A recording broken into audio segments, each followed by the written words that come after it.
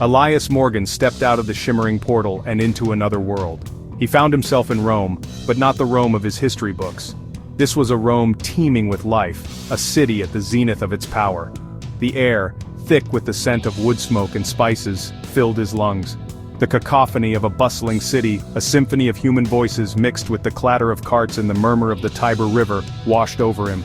Towering marble structures dwarfed him, temples and monuments reaching for the heavens. He marveled at the Colosseum, a colossal amphitheater still under construction, its sheer scale defying belief. His gaze swept over the Forum, the heart of this sprawling empire, where orators held forth and senators debated the fate of nations. He was an observer, a ghost from another time, forbidden to interfere with the course of history.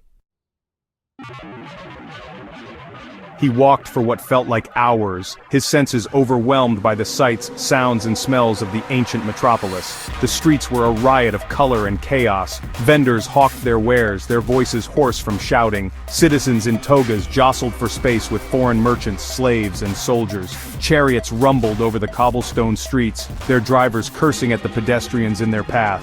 Elias felt the weight of thousands of years pressing down on him. The knowledge that this vibrant civilization would one day crumble into dust. Yet for now, it was alive, pulsing with an energy that was both exhilarating and terrifying. He passed grand villas adorned with intricate mosaics, their walls echoing with music and laughter. Beggars pleaded for coins, their outstretched hands a stark reminder of the inequality that plagued even this mighty empire. The Ides of March dawned bright and clear, the warmth of the sun a stark contrast to the growing unease in Elias's heart.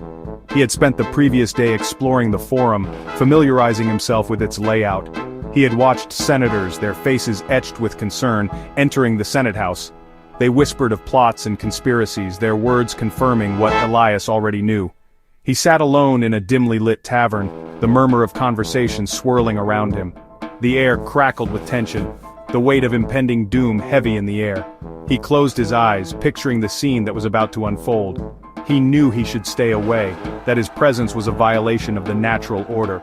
But the historian in him, the insatiable curiosity that had brought him here, wouldn't be denied. Section 4. The die is cast. The Senate House, a majestic structure of marble and granite, was abuzz with activity. Senators, their faces etched with a mixture of anticipation and anxiety, filed into the building. Elias found a vantage point among the throng of citizens gathered outside, his heart pounding against his ribs. He watched, his breath catching in his throat, as Caesar arrived, his purple toga a beacon amidst the sea of white. The air grew thick with tension, the silence broken only by the flutter of pigeons taking flight. Then, the first shout, a scuffle, the flash of a blade. Chaos erupted. Senators, their togas stained crimson, fled the building in terror. Caesar's voice, a roar of defiance, cut through the pandemonium. Then silence once more, a silence more terrifying than the chaos that had preceded it. Section 5. A moment forever etched.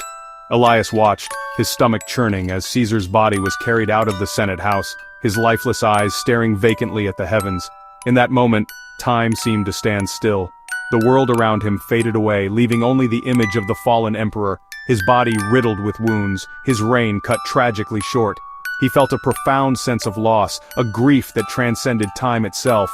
He closed his eyes, willing himself back to his own time, the memory of Caesar's final gaze seared into his mind. He reappeared in the sterile environment of the laboratory, the chaos and grandeur of ancient Rome a distant memory.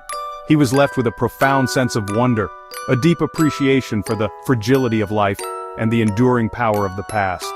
The Ides of March had come and gone, but for Elias, the memory of that day, the day he witnessed the fall of Caesar, would live on forever.